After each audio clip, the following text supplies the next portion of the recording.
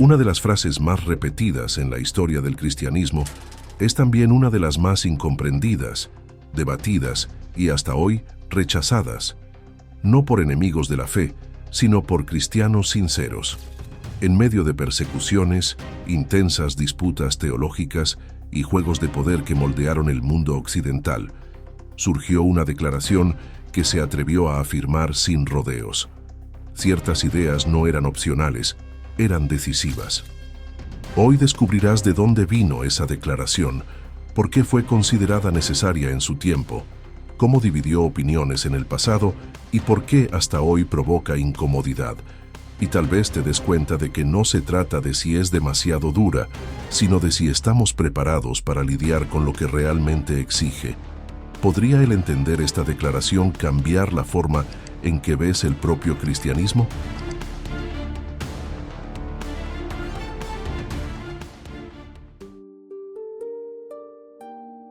Imagina un mundo en el que casi todo sobre Dios aún se estaba organizando, palabra por palabra, como quien intenta armar un mapa en medio de la niebla. Es en este escenario donde surge el llamado credo atanasiano, no en el tiempo de los apóstoles, sino algunos siglos después, probablemente entre finales del siglo V e inicios del siglo VI, en el occidente cristiano, más específicamente en el sur de la Galia, región que hoy corresponde a Francia. Curiosamente, no fue escrito por Atanasio de Alejandría, a pesar de llevar su nombre, algo común en la antigüedad para dar autoridad a un texto. El idioma original fue el latín, lo que ya indica su público objetivo: iglesias y líderes del occidente romano, en un tiempo en que la fe necesitaba ser enseñada con precisión. No era un texto corto para memorizar, sino un material denso, casi pedagógico, pensado para formar mentes y proteger ideas. En lugar de simplificar, detalla, insiste y repite como un profesor paciente ante alumnos distraídos. El propósito, de hecho, nunca fue solo litúrgico, como ocurre con credos más conocidos, sino catequético, casi como un manual de instrucciones de la fe cristiana sin atajos. Nace después de que ya hubieran ocurrido grandes debates teológicos, lo que explica su elevado nivel de precisión, especialmente al hablar sobre quién es Dios y quién es Cristo. Nada allí surge de la nada. Cada frase responde a errores reales, conflictos concretos y divisiones que ya habían causado confusión e incluso violencia dentro de la Iglesia. Fuentes históricas como los escritos de Cesáreo de Arles y manuscritos medievales preservados en monasterios europeos ayudan a confirmar este uso didáctico del texto. En otras palabras, el credo no intenta ser poético, intenta ser claro, casi quirúrgico. Antes de que cualquier línea fuera escrita con tinta y pergamino, ya había un campo de batalla en plena actividad, no con espadas, sino con ideas. En los primeros siglos del cristianismo, discutir quién era Jesús y cuál era su relación con Dios Padre no era un lujo intelectual, era una cuestión de identidad.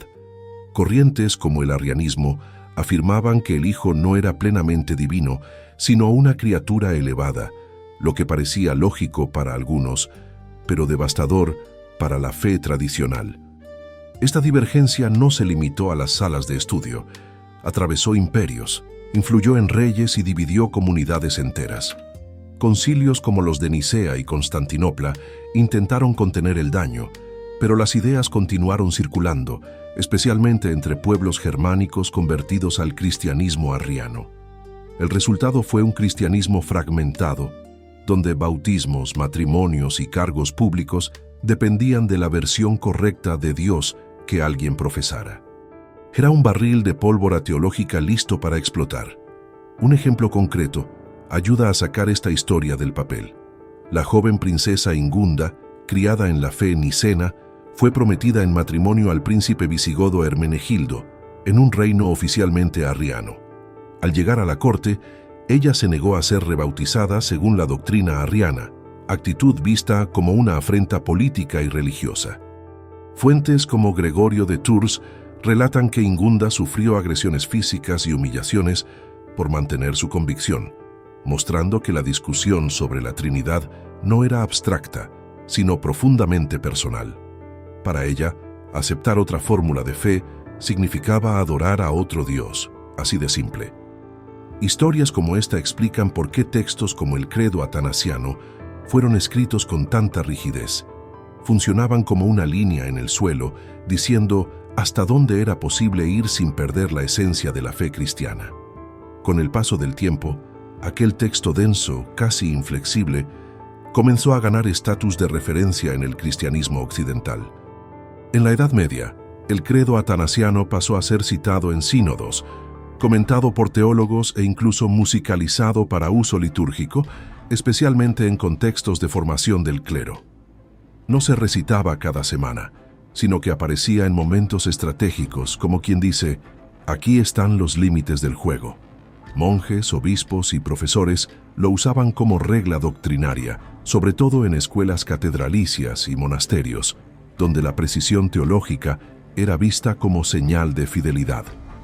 Durante siglos nadie cuestionó seriamente su autoridad, incluso sin saber exactamente quién lo había escrito.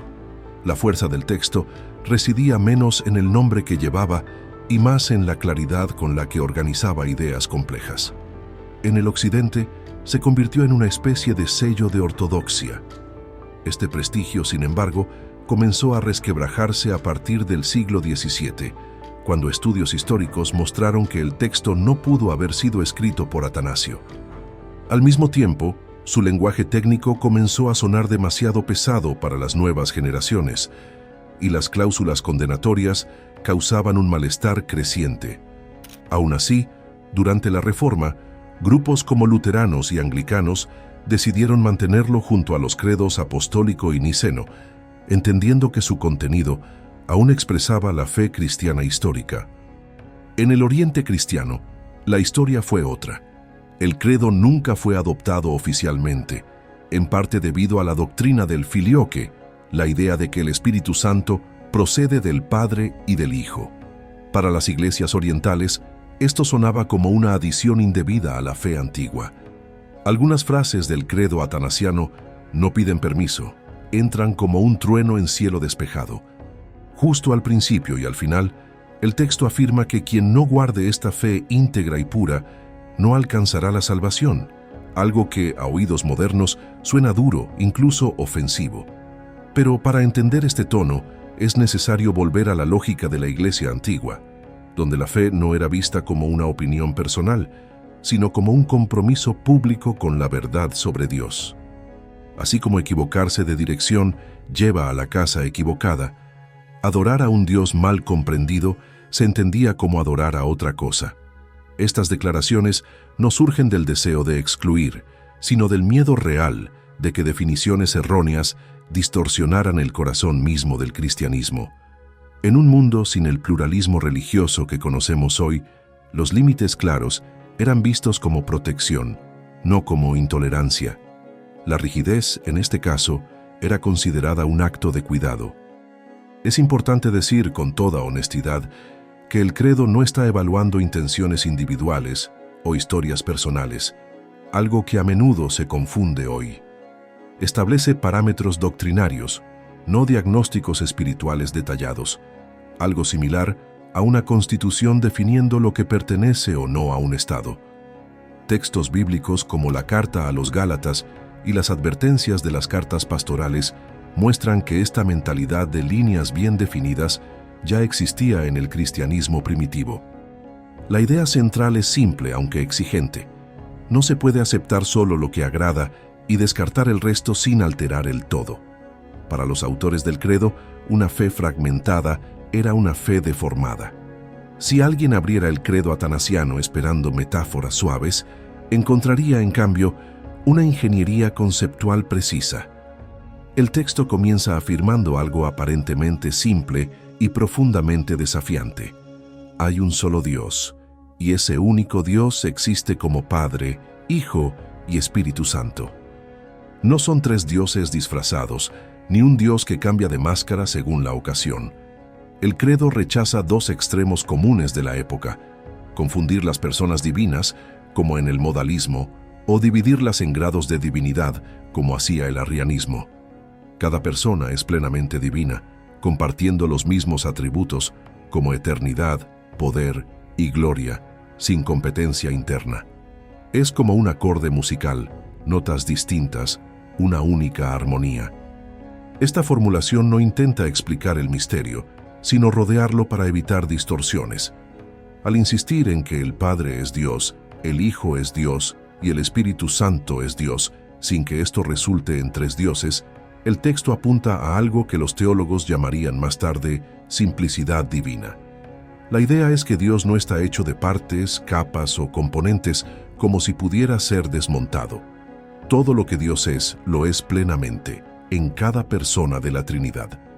Fuentes patrísticas como los escritos de Agustín ayudan a entender esta lógica, al mostrar que los atributos divinos no se dividen ni se suman. El credo, por lo tanto, no crea una ecuación matemática imposible, sino que delimita el terreno donde la fe puede caminar sin perderse. Y cuando esta base queda clara, surge naturalmente la siguiente pregunta. Si Dios es uno y tres al mismo tiempo, ¿cómo se relacionan estas personas entre sí desde toda la eternidad? Después de afirmar quién es Dios, el credo da un paso aún más delicado, explicar cómo las personas divinas se relacionan entre sí sin romper la unidad. El texto afirma que el Padre no fue creado ni engendrado, el Hijo es eternamente engendrado por el Padre y el Espíritu Santo procede del Padre y del Hijo. Estas palabras no describen eventos en el tiempo, como si algo hubiera sucedido antes y después, sino relaciones eternas, siempre existentes. Engendramiento y procesión no son metáforas biológicas, sino intentos cuidadosos de diferenciar orígenes sin crear jerarquías. El Espíritu no es un segundo hijo, ni una fuerza impersonal, sino alguien distinto, con una forma propia de origen. Aquí, el credo pisa suelo misterioso, pero lo hace con pasos calculados. Prefiere reconocer el límite del lenguaje antes que dejar espacio para la confusión. El punto más importante de esta parte no es explicar el misterio, sino proteger un equilibrio. Ninguna de las personas es anterior, mayor o inferior a las otras. Todas son coeternas y coiguales, compartiendo la misma gloria desde siempre. Esta afirmación combate directamente la idea, común en ciertos círculos antiguos, de que el Hijo o el Espíritu serían menos Dios por tener un origen relacional. Después de explorar el misterio de Dios en sí mismo, el credo da un giro decisivo y aterriza en la historia concreta. Afirma que Jesucristo es al mismo tiempo plenamente Dios y plenamente hombre, sin atajos ni mezclas extrañas. No se trata de un Dios disfrazado de humano, ni de un hombre elevado al estatus divino, sino de una única persona con dos naturalezas completas. El texto insiste en que Cristo posee un alma racional y un cuerpo humano verdadero, enfrentando ideas antiguas que negaban su plena humanidad. Al mismo tiempo, rechaza cualquier intento de dividir a Cristo en dos personas separadas, como si la divinidad y la humanidad vivieran en paralelo. Es como unir fuego y hierro, distintos, pero inseparables en el objeto final. La precisión aquí no es exageración, es protección contra la confusión. El credo sigue describiendo la obra de Cristo con la misma seriedad. Sufrió, murió, resucitó, subió a los cielos y volverá para juzgar a vivos y muertos. Estos eventos no son tratados como símbolos vagos, sino como hechos centrales de la fe cristiana, conectando teología e historia. Fuentes antiguas como los Evangelios y las cartas apostólicas forman el trasfondo de esta afirmación, reforzando que la encarnación no fue un episodio aislado, sino el eje de la redención. El Hijo Eterno no dejó de ser Dios al asumir la humanidad, la asumió para restaurarla. Así, el credo termina como empezó, sin suavizar, sin negociar, poniendo ante el lector la gravedad de lo que se está confesando. Y cuando las últimas palabras resuenan, la pregunta no es solo si entendemos todo esto, sino si estamos dispuestos a lidiar con el peso de una fe que afirma, sin vacilar, quién es Dios y qué nos exige. Al final de cuentas, El credo atanasiano no pide aplausos, pide atención. No intenta ser cómodo, moderno o simpático. Intenta ser fiel a una convicción antigua de que las ideas importan, y mucho. A lo largo de la historia, este texto ha funcionado como un espejo incómodo, obligando a las generaciones a enfrentar preguntas difíciles. ¿Quién es Dios? ¿Quién es Cristo? ¿Y hasta dónde se puede moldear la fe sin perderse en el proceso? En un mundo acostumbrado a verdades flexibles, suena casi extraño, como una voz del pasado que se niega a susurrar. Tal vez la controversia no esté en el credo en sí, sino en el choque entre una fe que exige un compromiso total y una cultura que prefiere los términos medios. Entonces queda la pregunta, simple y profunda al mismo tiempo.